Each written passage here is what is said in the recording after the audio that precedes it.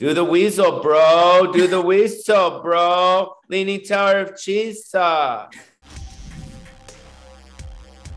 Father, when can I leave to be on my own? I've got the whole world to see. I have to say the Pinocchio trailer, when that dropped, caused quite a stir online, which I think was a great thing. Like, everyone is so interested in it now. How did you land the role of Pinocchio in the first place? Because I have a relationship with the studio Lionsgate through Guest House, which came out, I think, 2 years ago. And with Grindstone and Lionsgate. And then they've just asked me to do voiceovers for them. It kind of pops into their queue or their thing. And they're like, oh, well, hey, Pauly Shore can maybe do this. And then it just came down that way. So I think, it's a nice relationship that has grown, and it's a trust thing. And I don't know, it's just, it started just kind of through Guest House, I guess. What did you think when Father, When Can I Leave to Be on My Own became a TikTok meme? It's called with the yassification, right? Yeah, the yassification of Pinocchio. Yeah, the yassification of Pinocchio. It was interesting. You do things in the business, you dive into stuff, some stuff, you put your heart and your soul in years, and then nothing works out. And then you do a short thing, you do your heart and your soul for like 3 days or 4 days, whatever it took to film it.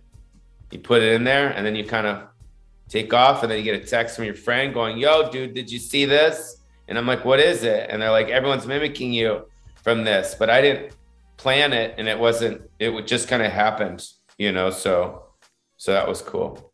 I know what you mean, though. Like, this is a different thing, but sometimes when I'm interviewing, I'm like, oh, this question is so good. People will love it. Right. And no one responds to it. And then I ask some weird question and people are like, hell yeah, that's the best.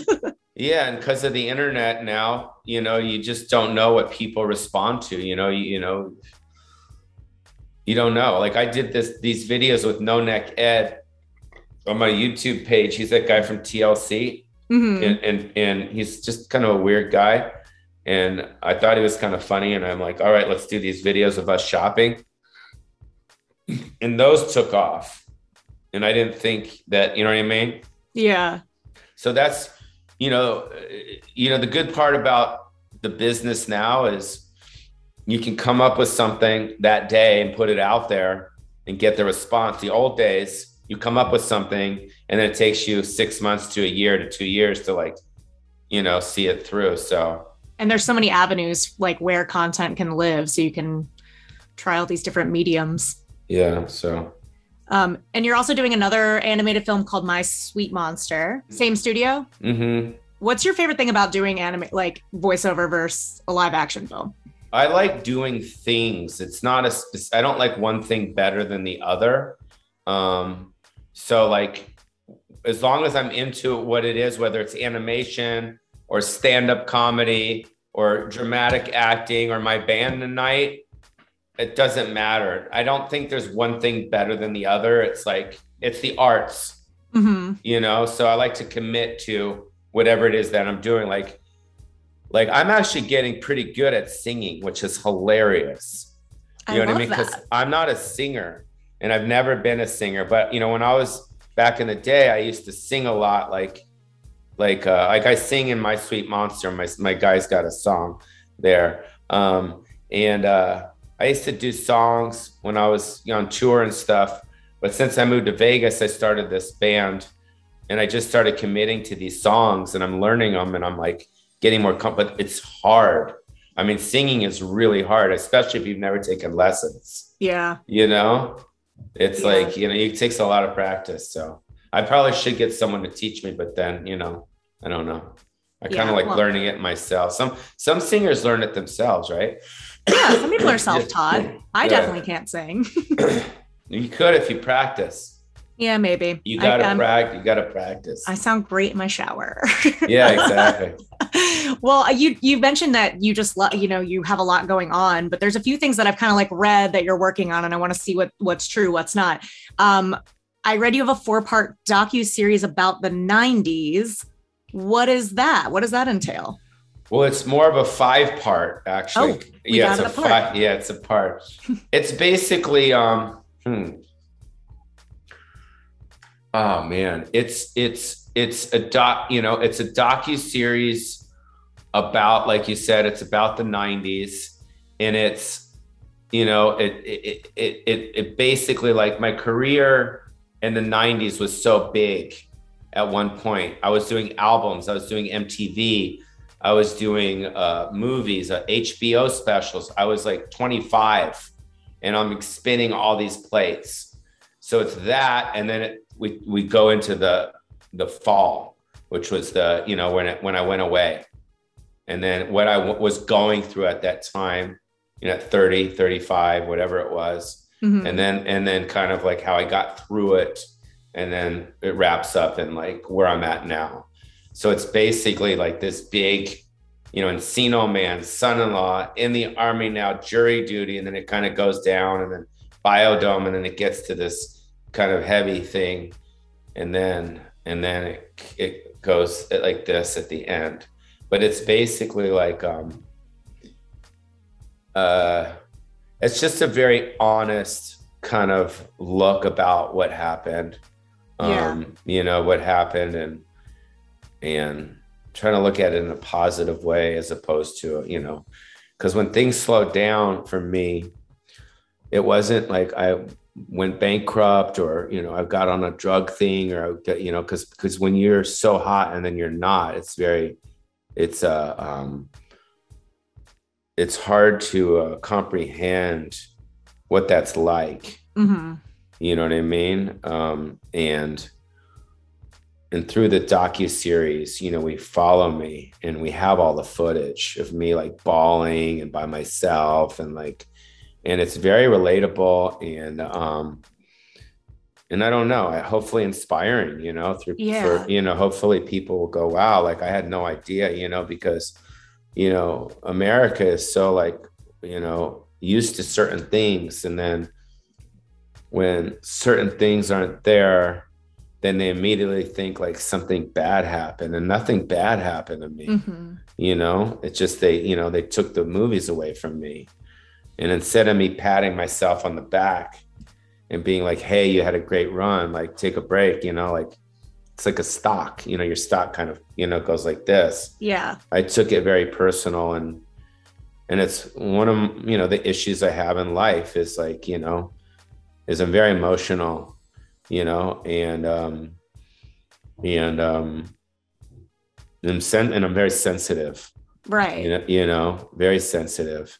And when that happened, it was really hard for me. So I show all of it. So it's it's pretty cool. Life, the mask behind Encino Man, you know what I mean? Right. Like it's pretty cool. And I'm interested in that, because it's like, I find it so interested in, especially in like Hollywood, like you're the brand, you're the business. So it's like when you, like you said, like your stock rises and falls, and then it's like, what happens? How do you deal with it? Yeah. It's like a breakup or a marriage. You get divorced. I have never been divorced. I've never been married, but I assume it's devastating. And what's that like? What's that like? So for me, it was, the career, and it was some of the choices I made. I've talked about it on Joe Rogan before, so people are aware of it.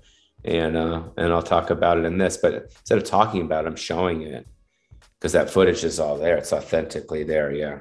That's interesting. I filmed everything, You're talking about like the 90s. Have you noticed, like, especially in the last few years, there's just been such a nostalgia and affinity for that era? Like, have you felt that at all? I feel it when I go on the road, when I'm touring. I feel people's hearts, because they look at me like they remember a good time. Mm-hmm. When they see me, they're like, man, Pauly Shore, we really had fun with that guy. And now, because of the world and what's going on, everyone's kind of on edge, with these phones and this, and everyone's kind of got this eggshell kind of feeling around themselves, and it's so people look at me and they look at that time as freedom. As like freedom, and like, no filter, so it's great, when I go out and I see all those faces, it's what keeps me going. I mean, comedy, the stand-up stuff has gotten me through everything, not just emotional, not just financially, emotionally. Mm-hmm. You know, like I'm going to Kansas City this weekend, and I'm going to see all these smiley faces, you know, that appreciate, you know, the stuff I did. And you know, and if you feed off it, you give love, you get love. It's like a reciprocal thing. Yeah. Yeah, I know this has come up with you before, but I feel like now would be a good time to do a sequel that you would want to do of one of your projects. I know Encino Man 2 was mentioned. Has there been any movement on that? I know it was kind of like a Instagram post thing, but I feel like that maybe would gain momentum. You know, it's really up to the fans because Disney Plus knows about it. And the producer, George, I know is wanting to do it. And I know Brendan and Sean would probably do it if the script was right. Mm-hmm. And there's a love for that movie that to this day, you know, even Biodome, you know, even though at the time when it came out, you know, several years later, people realized like, wait a minute, this was actually a really funny film. Yeah. And it's really held up for me. I mean, those movies have, you know, people can make fun of them, you know, the industry or whatever, but you know what? They've been putting food on my table, you know, for years and making people happy. And so there is a huge audience out there that really enjoys those. And you know, it's not like I sell tickets because, you know, my Netflix special, you know, I sell tickets because, you know, all these movies and my comedy. Or you know the comedy that I've done in my films and stuff. So, yeah, you know, it was a point in time where I hit, you know, where MTV was the hottest thing in the world, when everyone was looking at MTV, and I was right there. And then, you know, I was young, and it was awesome. You know, it was pretty cool. Yeah, it was a fun run. What's the number one question you get from fans when they approach you on the street? Do the weasel, bro. Do the weasel, bro. Leaning Tower of Cheesa. No, they love the movies. It's crazy. Yeah. I'm like, what was that from? He goes, your movie, idiot. You don't remember? I'm like, oh, no, I forgot. I don't know. People, you know, see me and they get giddy, you know, when I'm traveling through airports or on Southwest planes. You know, I fly Southwest, you know. What are you doing here? Yo, I'm hanging out. Let's make a sandwich, you know? Yeah. You know, I don't know. I'm very, you know, I knock on wood every day. I'm like, oh my God, like this is awesome. Like, you know, whatever I did for some reason, you know, people, you know, it resonated.